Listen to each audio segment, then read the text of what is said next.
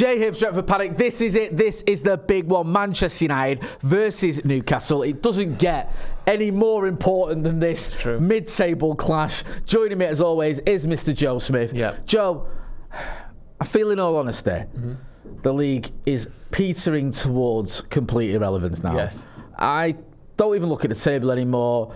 I don't really care.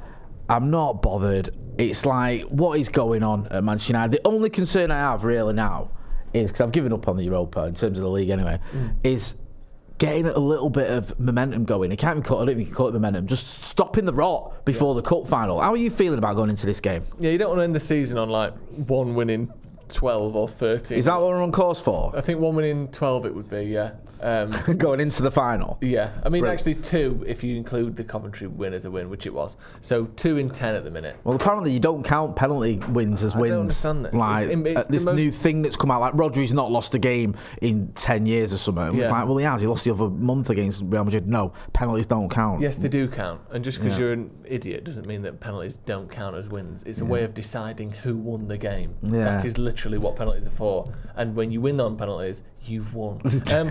But I don't want United going into that FA Cup final with 2 wins in our last 12 games or whatever it'll be by then. We need some feeling that we're a team capable of winning football matches.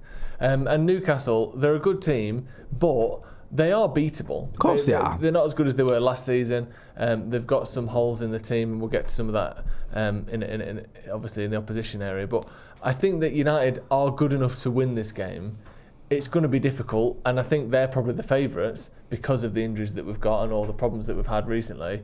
But I just think at some point you've got to win a football match. You can't just never win anymore. Like we're not that bad. We're 7th or what is it, 8th now? Sorry, we're not the worst team in the league. We should be winning games occasionally. So surely at some point we're going to pick up 3 points. No, I agree. It is weird because when everything's bad, when you're deflated, you can just say everything's rubbish. We're rubbish. We're never going to win. We can't beat anyone. Yeah. All the players are terrible. It's just fold the club. We're finished. When you look at it, you think we have got enough quality to be able to give anyone a game, even with the injuries we've got. There's still a lot of players that will start against Newcastle that would start if everyone was fit. Yeah. It's not like it's a complete 11 players that are all reserves. It's not the resis. So there is that. And it is a little bit sort of disheartening how many teams have come to Old Trafford and got a result. And this would be another team that could do the double over us, like Arsenal have done, like City have done. Newcastle obviously beat us at their ground. I think it was Anthony Gordon who got the winner. If we beat us in the Carabao, beat us in the Carabao. I mean, technically they already done the double over us because they've beat us home and away. But they could do the league double, and you need to stop all that. You need to restore a little bit of pride, if nothing else. We've seen what's going on with the fans as well. The fans have always been in good voice this season, and they deserve a lot better than some of the absolute dross that they've been served up. Let's talk about Bruno. Yep. We don't talk about Bruno. Well, we do. I'm talking about Bruno Fernandes, not Guimaraes, because there's 2 Brunos. Hasn't played for, was it 2 games now, 2 is it? 2 games he's missing. Which is unheard of for him. And you can see the effects that is having as well, because he's so important. There's this idiotic argument that was being put forward, and it's been put forward almost since he arrived, that actually he's not that great, actually we don't need him, actually he's overrated, actually if you take away the goals and assists, what does he do? Which is just the most idiotic argument I've ever heard about anything. But he is vital to Manchester United. He's our best signing post Sir Alex Ferguson by a country mile, by the way. I don't even think it's a debate. It's one of the few things I don't think he's up for debate when it comes to Manchester United. Whatsoever. Like, there's no one that has been as good for United consistently and as impactful as Bruno Fernandes has since Sir Alex Ferguson left. So it doesn't look like he's going to play, does it? No. I think there's a possibility, but it's looking unlikely. But you realise how much he matters to us. You realise what we lose when he's not playing. And the fact that he's created the most chances of any player in the Premier League for his teammates, the most this season, the most this year as well. Like, it's not just recent or, whatever. He's been doing it all year. And I just think, like, people like to downplay him and like to slag him off.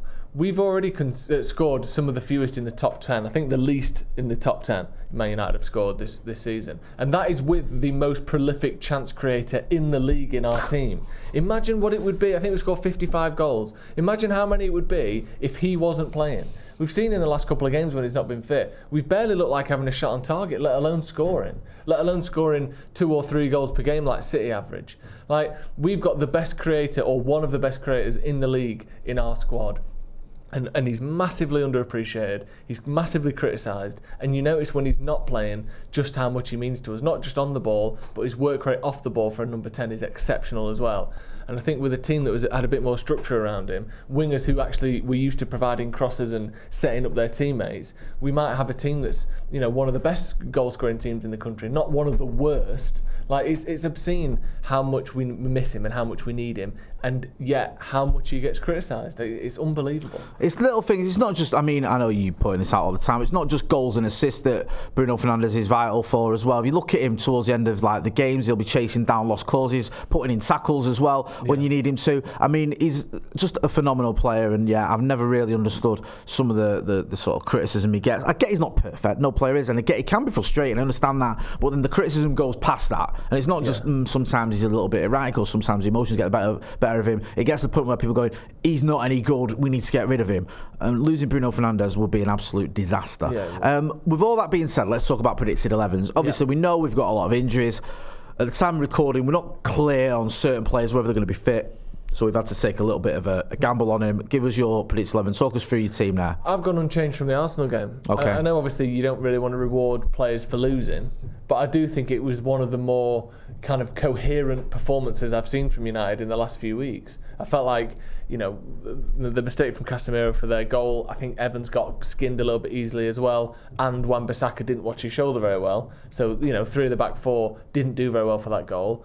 But I think that aside, it was a much more sort of acceptable performance. I know we lost the game and we didn't make a load of chances, but there aren't many options who I'm not picking there. Yeah. You know what I mean? There's Anthony and Eriksen, who maybe you would want to bring in, but I think the high energy and high work rate of Newcastle, especially when they're on form, and they always seem to be on form against us, Eriksen could easily just get bypassed by the work rate of their midfield.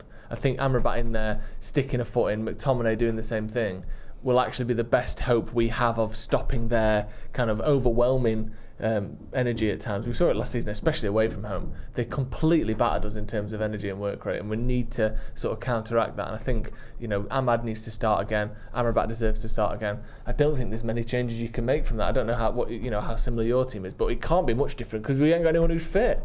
Now, if you go to my team, I agree with everything you've just said. The only difference is I've put Casemiro in for Evans, because Evans, I don't know, I don't think he's 100% fit, and I think you've got a 36-year-old, whatever he is, playing at 80%, and it's, you know, we've seen him against Crystal Palace. There was talk after the game that he wasn't 100% fit. We saw it against Arsenal as well.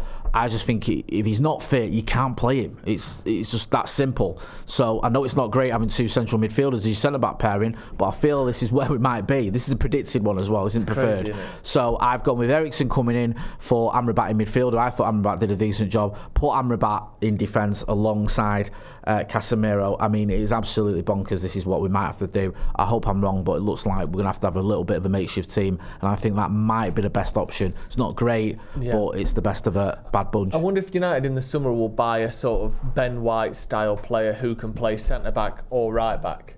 That would be a good shout, that. Yeah, do you know what I mean? Because at the minute we've got people coming in. We have Wan-Bissaka playing at left-back. You have people who can sort of... Dalot can play on the left at times.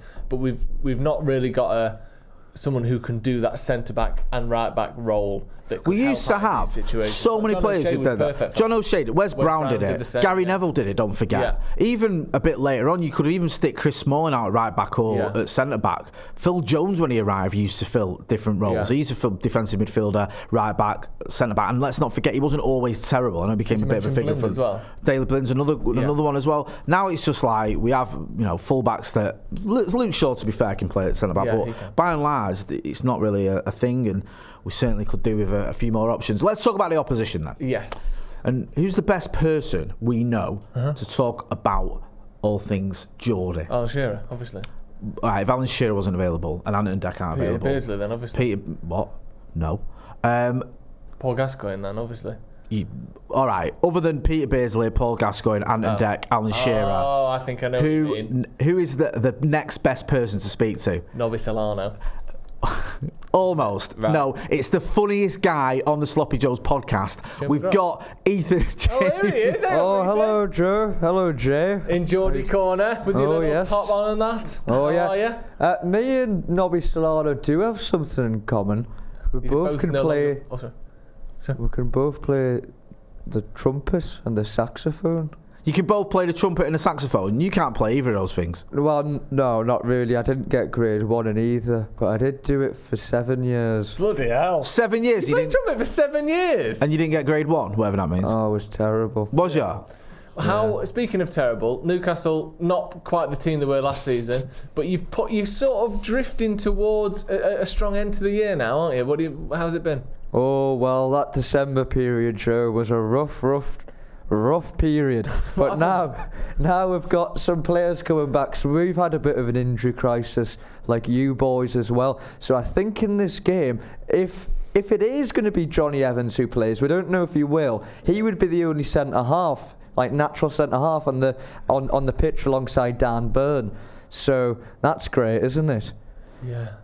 Evans and Burn. Evans and Burn, it sounds like some sort of 80s TV show where, you know, they're on the Isle of Wight solving crimes. Definitely on one of the sort of islands surrounding the British Isles. Yeah. But the Isle of Mull. The boys are coming back. Nick Pope's been on the bench last 2 games, so I'd expect him to start. Yeah. Kieran Trippier came on last match in the 91st minute, so he could be available. Joe Linton's been back for a few games as well. So the lads are coming back. It's just the defence where we're a bit all over the place, but we're in this good position. So Newcastle are 6th. And they've got a better goal difference than both Chelsea, who are level on points, and obviously you guys, who are 3 points behind. Significantly better goal difference, which should help us in the run-in. But I always say, even Old Trafford, when you lot are playing crap, I still think it's a tough place to go. Who's been your main threat this season? Who's been your best players? Who should we be watching out for? Oh, well, Alexander Isak, Joe's been incredible this season. He reminds me of Thierry Henry, just better. No, I think that's a fair assessment. Yeah, I think anyone who knows ball will agree with that. He's obviously better than Thierry Henry. And then Bruno Guimaraes is the better Bruno. What? Bruno you don't actually think that, do you? Yeah, I do. No, you don't. No, you don't. You don't. Do you genuinely think that? Well, unlike your Bruno, our Bruno's played every game this season, which is a good quality to So you're basing it on the fact that he's played 3 more games than Bruno Fernandes? Bruno Fernandes' injury-prone nature. Yeah, that's what's putting you off. A man who's missed, a sort of about a dozen games in 4 years, and about 4 of them were for suspension. Guimaraes hasn't missed any games due to injury this season, or suspension, I think. One word, Carabao Cup. Who won that? Did Bruno Guimaraes win that, did he? We did this season, I think. 3-0, wasn't it, Joe? Did you win it, though? How many trophies has he won for you? Well, he's just around. Well, he's been here long enough to win something. All right, then. With all that being said, then, give us your score prediction. We'll start with you. Oh, that's a really good question. Thank you. I'm even going to click the little graphic for you that says score. That's nice of you to do your job. Yeah, I'm going to say 1-1. 1-1. Wow. He's confident. He's confident. I felt like he was pushing himself to say that. Utterly terrible, and you don't think you're going to win. Yeah. It's just Old Trafford. Like the chant, how bad are you? Yeah. What are you saying, our kid? I reckon... I feel like I'm being optimistic saying 1-1, but I'm going to go 1-1 as well. Pathetic. Well, they do score goals, so why wouldn't they score against us? We'll do these. The shit. Yeah. Yeah, we'll do them. Dressed like American NFL refs and that. Yeah, it's pathetic. Get a proper kit. You think you are Notts County? Yeah, naff little kits on them. Yeah, it's not even black and white. It's black and grey. Yeah, I can state that. Hey, get a grip. Hey, put it on a proper wash. Sorry, that was mean. That was harsh. That was. No, we don't cut anything out of this preview. Right. I'm going to go 3-0 United. No, you're not. I am. What makes you? How can you possibly think that? Because he's on the preview and I don't like backing down in front of him. Because I'm a very small-minded little man. Spite and vengeance fuel his opposition. I'm not having Ethan jumping on our previews and me going, "Oh, you're gonna do us." No, United are going to win. Sorry for banging on the table. United are going to win 3-0 with a Casemiro brace, and a goal from Amad Diallo. Unbelievable. There you go. I've even called the goals. Brilliant. Send us your score prediction, by the way. Get your phone out, film it in landscape, and send it to paddockmatchday@gmail.com. Go and check out Joseph and Ethan on the Sloppy Joes podcast. All three of us will be here for the watch along, so make sure you are hitting like, share, and subscribe. We'll be live later on tonight, an hour before kickoff. That's been Joe Smith. That's been Ethan James. I've been Jay Motty.